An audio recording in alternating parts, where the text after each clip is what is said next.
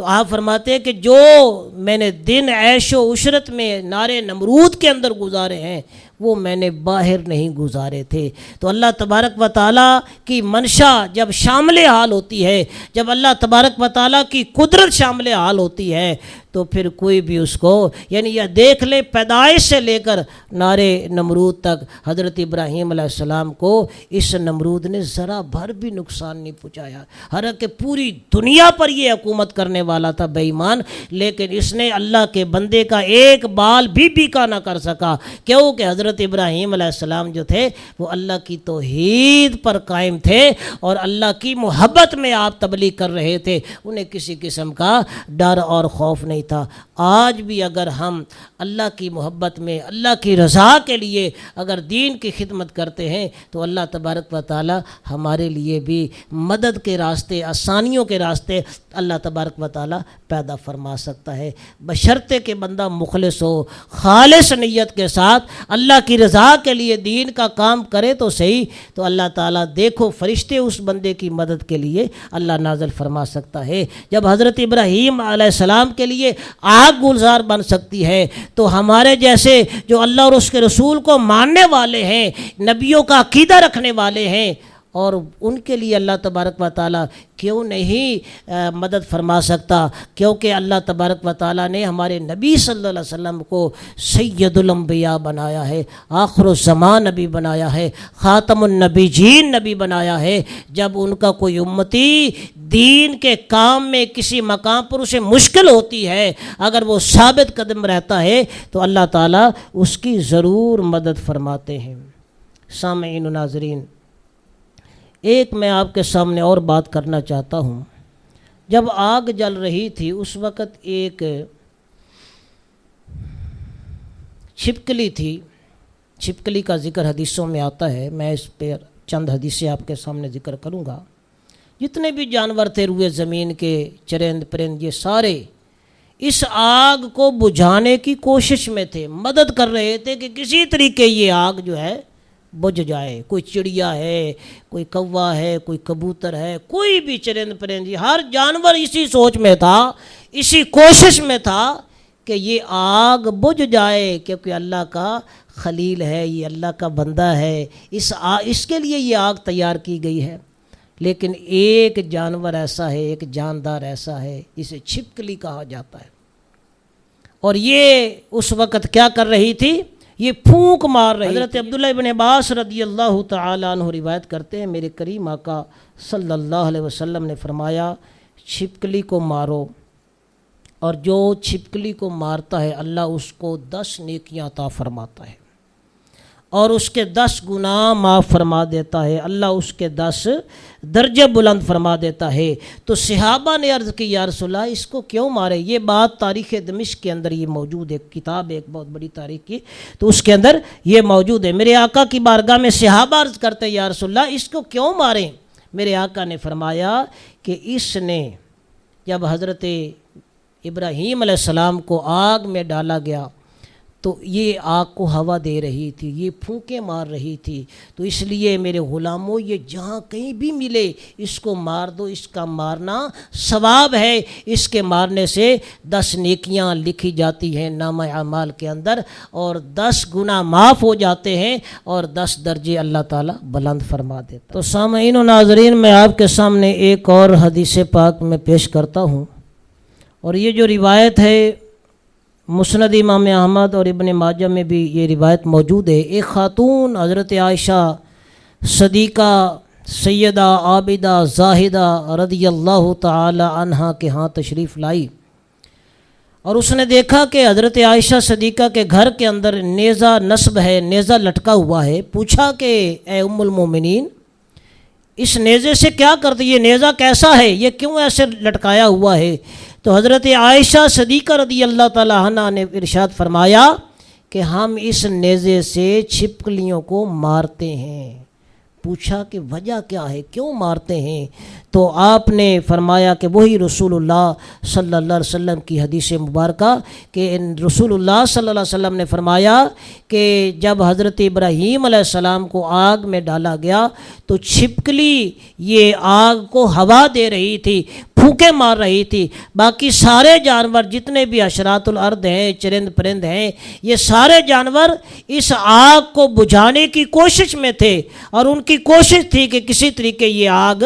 بجھ جائے، ان کی فکر میں تھی، لیکن واحد یہ چھپکلی تھی، یہ پھونکے مار رہی تھی۔ اس لیے ہمارے نبی صلی اللہ علیہ وسلم نے فرمایا کہ اے عائشہ، جہاں بھی یہ چھپکلی ملے اسے مار دو۔ تو اس لیے ہم نے یہ نیزہ رکھا ہوا ہے کہ جب بھی ہمیں چھپکلی نظر آتی ہے ہم اسے مار ڈالتے ہیں۔ تو عزیزان محترم، میرے آقا صلی اللہ علیہ وسلم کی ایک حدیث میں آپ کے سامنے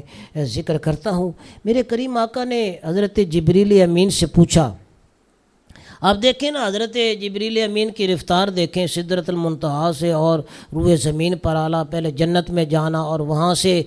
جو ہے ایک چولا مبارک جو ہے، ایک جبہ مبارک لے کے آنا، قمیص مبارک لے کے آنا اور جائے نماز لے کے آنا، پھر روئے زمین پر تشریف لانا، اور جبریل کی رفتار دیکھیں۔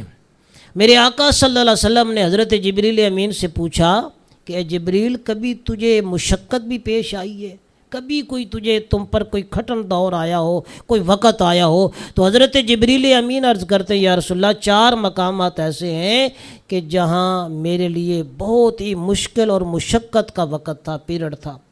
پہلا مقام یہ تھا کہ جب حضرت ابراہیم علیہ السلام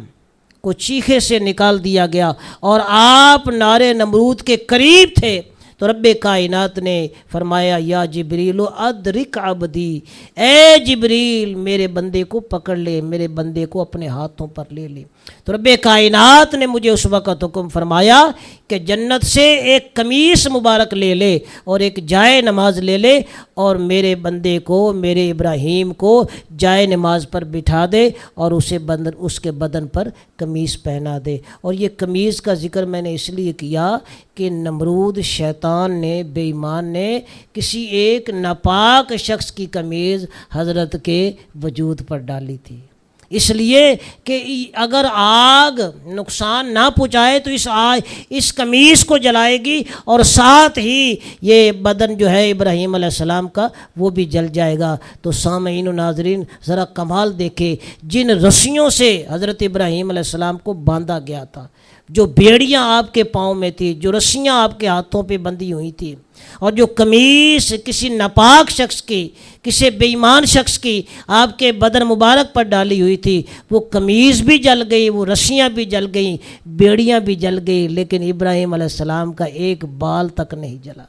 کیونکہ یہ میرے اللہ تبارک و تعالیٰ کی قدرت تھی۔ تو میرے آقا کی بارگاہ میں حضرت جبریل امین عرض کرتے، یا رسول اللہ، اس وقت میں بڑی مشقت، مجھے بڑی پریشانی لاحق ہوئی کہ اگر ذرا سی بھی دیر ہو گئی تو حضرت ابراہیم علیہ السلام تو آگ میں جا رہے ہیں، کہیں یہ بے ادبی نہ ہو جائے، گستاخی نہ ہو جائے۔ تو آقا، میں سدرۃ المنتہا پر تھا اور وہاں سے گیا جنت میں، اور جنت سے پھر روئے زمین پر آیا، اور میں نے پیارے ابراہیم علیہ السلام کو اپنے ہاتھوں پر، اپنے پروں پر لے کر انہیں جائے نماز پر بٹھا دیا اور ان کے بدن پر جنت کی قمیص پہنا دی۔ آقا، یہ میرے لیے ایک کھٹن مرحلہ تھا۔ پھر اس کے بعد میرے آقا صلی اللہ علیہ وسلم نے فرمایا، اس کے بعد پھر کون سا مرحلہ ہے؟ تو آپ فرماتے ہیں، حضرت جبریل امین عرض کرتے ہیں، یا رسول اللہ، جب حضرت ابراہیم علیہ السلام نے اپنے بیٹے اسماعیل کی گردن پر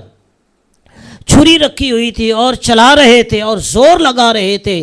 کہ یہ چھری جو ہے چل نہیں رہی ہے، یہ میرے اسماعیل کا گلا نہیں کاٹ رہی ہے، جب اللہ تبارک و تعالیٰ نے یہ دیکھا کہ یہ میرا بندہ مڑنے والا نہیں ہے، یہ اپنی بات پوری کر کے چھوڑے گا، تو رب کائنات نے اس وقت مجھے ارشاد فرمایا، اے پیارے جبریل، ادرک عبدی، میرے بندے کو جا کر پکڑ لے، دیکھ اور یہ چھری کو الٹ دے۔ اور پھر میں جنت سے ایک دمبا، ایک مینڈھا لے کر گیا، اور میں نے حضرت اسماعیل ذبیح اللہ کو بڑے آرام سے نکالا، اور پھر وہ جنت کا جو دمبا تھا، مینڈھا تھا، وہ میں نے چھری کے نیچے کر دیا۔ یہ میرے لیے ایک بڑا کھٹن اور مشکل مرحلہ تھا، کہیں ذرا سی بھی دیر ہو گئی تو اللہ کے نبی کی شان میں بے ادبی نہ ہو جائے اور اللہ تعالیٰ کے حکم کی تاخیر نہ ہو جائے۔ اور تیسرا مرحلہ، یا رسول اللہ، کہ جب حضرت یوسف علیہ السلام کے بھائیوں نے انہیں ماہ کنعان کے اندر ڈالا، اور جب وہ ڈول سے لٹکا رہے تھے، جب وہ ڈول آدھے کنویں تک گیا، انہوں نے رسی کاٹی، ادھر انہوں نے رسی کاٹی اور میں سدرۃ المنتہا پہ تھا،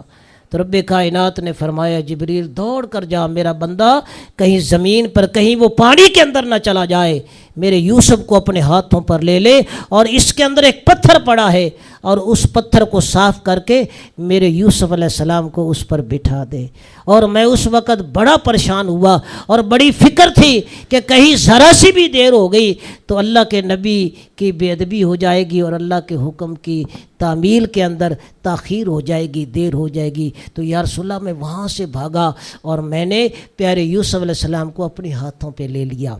پھر چوتھا مقام یہ تھا، پیارے آقا جب آپ طائف کے بازار کے اندر تھے،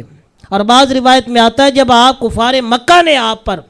پتھراؤ کیا اور نبی کریم صلی اللہ علیہ وسلم کا، پیارے آقا آپ کا دندان مبارک جو ہے وہ شہید ہوا اور اس پر پتھر لگا اور آپ کے منہ مبارک سے خون کا قطرہ نکلا، اور وہ جب وہ زمین کی طرف جانے لگا، ابھی آپ کے منہ سے جدا ہوا وہ دندان مبارک سے، اور ادھر میں سدرۃ المنتہا پہ تھا، تو رب کائنات نے فرمایا اے پیارے جبریل ذرا دوڑ کر جا، میرے نبی کے خون کا قطرہ اگر زمین پر جا پڑا تو روئے زمین پر سبزہ قیامت تک نہیں اگنے دوں گا۔ تو اس وقت میں نے وہ خون جو ہے، خون کا قطرہ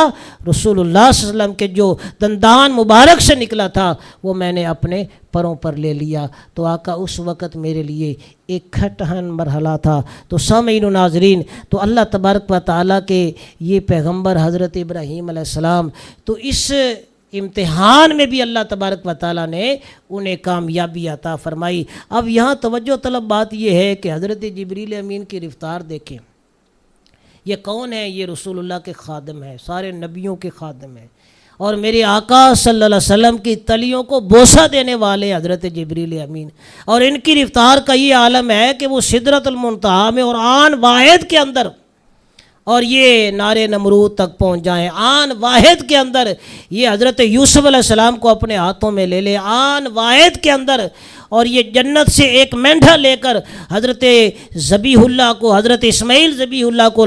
وہ نیچے سے نکال کر اور دمبے کو وہاں پیش کر دے، اور آن واحد کے اندر آپ کے خون کا قطرہ اپنے ہاتھوں پر، اپنے پروں پر لے لیں۔ یہ تو خادم کی رفتار کا عالم ہے، یہ خادم کی نورانی قوت کا عالم ہے، جو میرا نبی جو نور العنا نور ہے، اللہ نے اسے سر سے لے کر پاؤں تک نور بنایا ہے، جس کے نور سے یہ تمام فرشتے نوری بنے ہیں، اس محمد عربی کی پرواز کا عالم کیا ہوگا؟ میرے آقا صلی اللہ علیہ وسلم کی نورانی طاقت اور روحانی قوت کا عالم کیا ہوگا؟ تو اللہ تبارک و تعالیٰ جب یاد رکھے، جب کسی آقا کے مقام کا پتہ کرنا ہو تو خادم کو دیکھو کہ خادم کتنا کمال والا ہے۔ جس طرح حضرت سلیمان پیغمبر کا جو ایک خادم تھا آصف بن برقیہ، اس کے اندر یہ کمال ہوا کہ وہ اس نے آنکھ جھپکنے سے پہلے ملکہ بلقیس کا تخت سامنے لا کر حاضر کر دیا، تو پتہ چلا خادم کا یہ حال ہے، تو جو آقا ہے حضرت سلیمان پیغمبر، اس کا عالم کیا ہوگا؟ اس کی طاقت کا عالم کیا ہوگا؟ اس کی قوت کا، اس کے کن فیکون کہنے کا عالم کیا ہوگا؟ وہ صفات کن کس طرح رکھتے ہوں گے؟ ایک خادم کی جو قوت ہے اس کو دیکھ کر پتہ چل جاتا ہے کہ آقا کتنا مقام والا ہوگا۔ تو میرے آقا تو سارے نبیوں کے آقا ہیں، ہمارے آقا تو سارے نبیوں کے آقا ہیں، تو حضرت جبریل امین میرے نبی کے خادم ہیں۔ اگر جبریل امین آن واحد کے اندر لا مکان سے یعنی سدرۃ المنتہا سے روئے زمین پر آ سکتے ہیں، تو میرا نبی تو یہ سب نوروں سے زیادہ نور رکھنے والا ہے، اور میرا نبی تو انوار و تجلیات کا مالک ہے۔ میرے آقا تو نور بن کر آئے، قد جاءکم من اللہ نور، اے لوگو تمہارے پاس تو نور آیا ہے۔ جو میرا نبی تو ہے ہی سراپا نور، ان کا چلنا نور ہے، بیٹھنا نور ہے، تو پھر اللہ نے ہمارے نبی صلی اللہ علیہ وسلم کے پرواز کے اندر کتنی طاقت رکھی ہوگی۔ اور اس لیے تو ہم کہتے ہیں کہ ہمارے نبی حاضر ناظر ہیں۔ ہم میرے آقا صلی اللہ علیہ وسلم اگرچہ وہ اس وقت مدینہ پاک کے اندر جلوہ گر ہیں، اگر غلام مشرق میں بلائے تو میرے آقا پہنچتے ہیں، اگر غلام مغرب میں استغاثہ کرے تو میرے آقا پہنچتے ہیں۔ اور کہاں کہاں لوگ مرتے ہیں مسلمان، رسول اللہ کے کلمہ پڑھنے والے، اور جب رسول اللہ کا غلام قبر میں جاتا ہے تو رسول اللہ کے بارے میں سوال ہوتا ہے تو میرے آقا ہر قبر کے اندر اپنا چہرہ مبارک دکھاتے ہیں۔ تو سامعین و ناظرین، یہ تھی آج کی جو میں نے آپ کے سامنے گفتگو کی کہ اللہ تبارک و تعالیٰ نے حضرت ابراہیم علیہ السلام کو اس آگ کے اندر بھی سرخرو فرمایا، اور یہ ان کے لیے آگ نہیں تھی، باقی سب کے لیے آگ تھی۔ اگر کوئی بے ایمان، اور اسے نمرود نے آزمانے کے لیے ایک شخص کو پھینکا، وہ جل گیا، جبکہ ابراہیم علیہ السلام جو ہے ان کے لیے آگ، باہر دیکھنے والا یہ محسوس کر رہا تھا کہ یہ آگ ہے، جبکہ حضرت ابراہیم علیہ السلام آگ میں نہیں تھے، وہ جو شعلے تھے وہ گلاب کے پھول بن گئے، وہ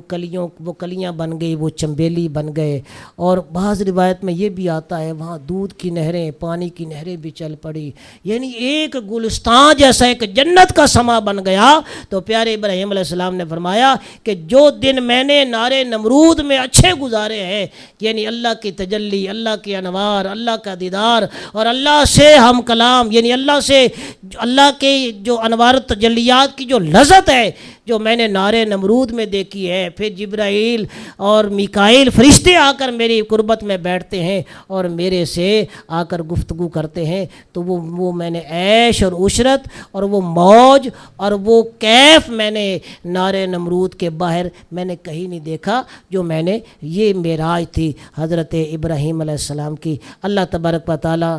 میری اور آپ کی حاضری قبول و منظور فرمائے، آمین بجاہ النبی الکریم صلی اللہ علیہ وسلم۔